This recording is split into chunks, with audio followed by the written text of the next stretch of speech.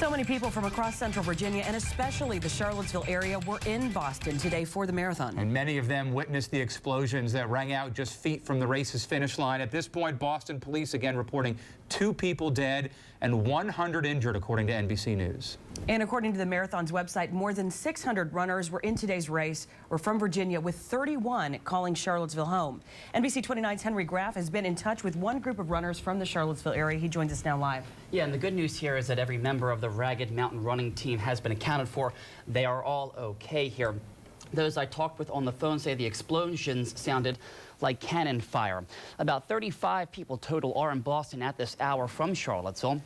They either ran the marathon or cheered the team on. Now, they are all grouped in a hotel about a quarter-mile from what is now a crime scene. One man with the group says he was in the stands across from where it all happened and described the ordeal for us. I was standing maybe 50 or so feet from it, and nothing out of the ordinary, nothing strange, just simply watching the runners come in, and all of a sudden you heard what sounded like a cannon fire. Everyone that we know of and we've checked on, there's nobody we haven't heard from. The Ragged Mountain Running Shop helps train people for the marathon. Mike Gaffney says it's an annual event for them. Part of the team from Charlottesville is supposed to return tonight. The rest are scheduled to return tomorrow, but Gaffney guy says that is now up in the air depending on how the next few hours play out in Boston and accessibility to getting out of the city. All right, Henry Graff live for us tonight. Thank you, Henry. Thanks, Henry. The owner of Charlottesville's Ragged Mountain Running Shop, Mark Lorenzoni, is in Boston coaching some of those Charlottesville marathoners. We were on the phone with him just about an hour ago as he described the state of fear and confusion in the immediate aftermath of these explosions. The very first reaction was, is everybody in? Let's take stock. It's very, very spiritual in a sense of how, everything else was forgotten. And so there's definitely uncertainty. There was a lot of crying, particularly when people were still worried about people being out there, friends. And really shock. That's the general consensus from those taking part in the Boston Marathon following these explosions. We've also been in touch with some people from the University of Virginia in Boston for the big race turned tragedy. NBC29's Marcella Robertson is in our Charlottesville newsroom now with more on what they're telling us. Good evening, Marcella. Good evening, Steve. Well, the people we spoke with from UVA say they're all safe. One runner says this has cast a dark shadow over the Boston Marathon. We spoke with Mary Nelson, a UVA student who finished the race just 20 minutes before the pair of explosions. Nelson says she was about a half a mile away at the refreshment stands when she heard a loud boom. We also spoke with one of the UVA track coaches who has been in touch with Rob Watson, a volunteer coach who was in the race. And as we were walking, we heard one really loud explosion sound, which sounded very similar to a cannon going off, which is what I thought it was. Some sort of like celebratory cannon or something.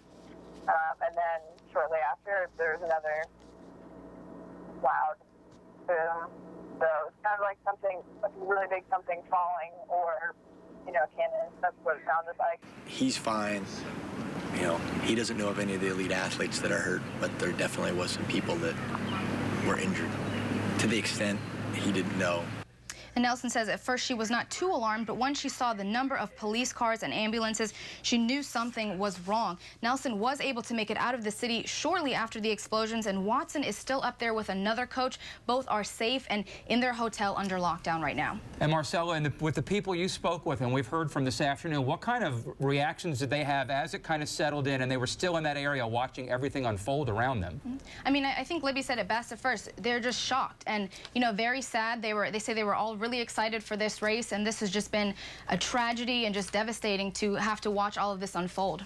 They have any intentions of going back next year? Perhaps a lot of runners talking online about they'll go back next year to run with a new purpose. Right now, I don't know if they're even contemplating that right now. I think they're just, sending their thoughts and their prayers out to anyone who was involved and just kind of grateful that they were able to make it out safely. All right, Marcella Robertson live in our Charlottesville newsroom tonight. NBC29 has also spoken with the University of Virginia alumni who had joined her boyfriend in Boston to cheer him on. Caitlin Alexander says the couple was 1 block from the finish line when they heard what sounded like fireworks or a gunshot, but she says they knew something was wrong when she heard the second explosion. We saw a few people who were injured. Saw one girl who must have been hit by a piece of glass. her face was sleeping, and she was just completely in shock. And we saw another girl who had just a gash, huge gash in her leg, sitting on the side of the street. But other than that, I mean, a few minutes after it happened, cell reception just completely went out. Waynesboro runner Timothy Freeze came across the finish line just minutes before those bombs went off. He spoke with NBC29's Ken Slack, and here's what he had to say. Well, I was had just finished the race, and I had pushed myself a little bit hard at the end for some reason, and picked up my bag. My drop bag had my clothes in it, and met up with my wife, and we heard two loud explosions, and they were echoing off the building. And I told her, I mean, it sounded like a big explosion. I said, this is bad. And right away we were trying to get out of the area and get to a subway, and they had closed all the subways in the downtown area, so we ended up walking partway out of town till we got to where the trains were running. But thankful that we're okay. Or are you staying with friends up there, or at a hotel, or what's Staying with my brother in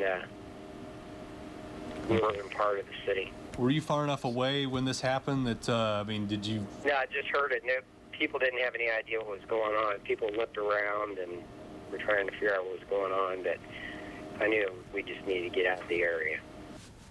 There was also word this afternoon of a third explosion at the John F. Kennedy Library on the south side of Boston. The library and the White House are reporting that situation at the library was a fire and is likely not connected to the bombings. Right now, there are no reports of injuries at the library. And the Secret Service says it has expanded its security perimeter at the White House following the explosions in Boston. A Secret Service spokesman says the measure was taken out of an abundance of caution. Shortly after the explosions today, Secret Service shut down Pennsylvania Avenue outside the White House, closing off the area with yellow police tape.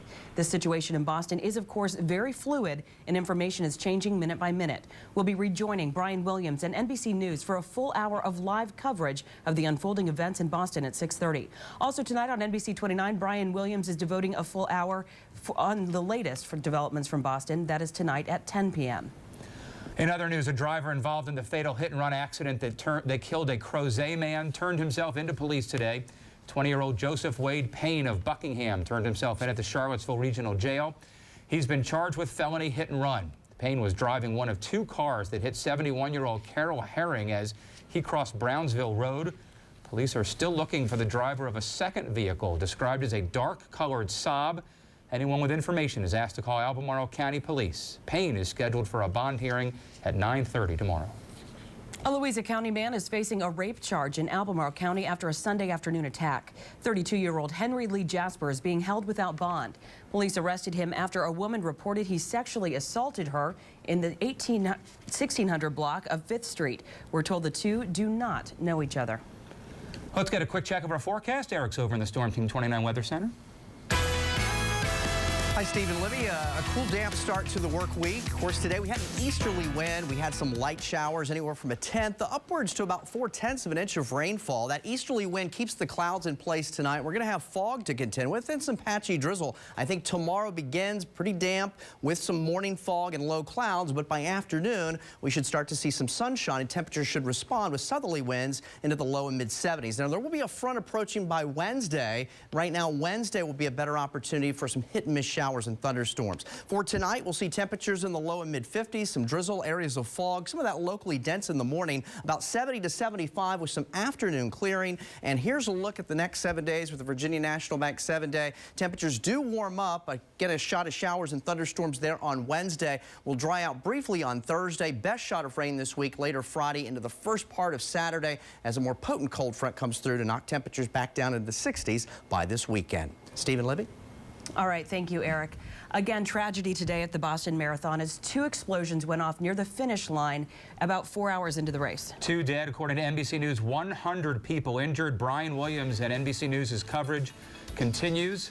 A special 60-minute edition of NBC Nightly News. And again, Brian Williams back at 10 o'clock tonight right here on NBC 29 with a 60-minute special report looking back at the tragedy that unfolded today at the Boston Marathon. And we have more on the local runners in that race tonight at 10 and 11. Have a good night.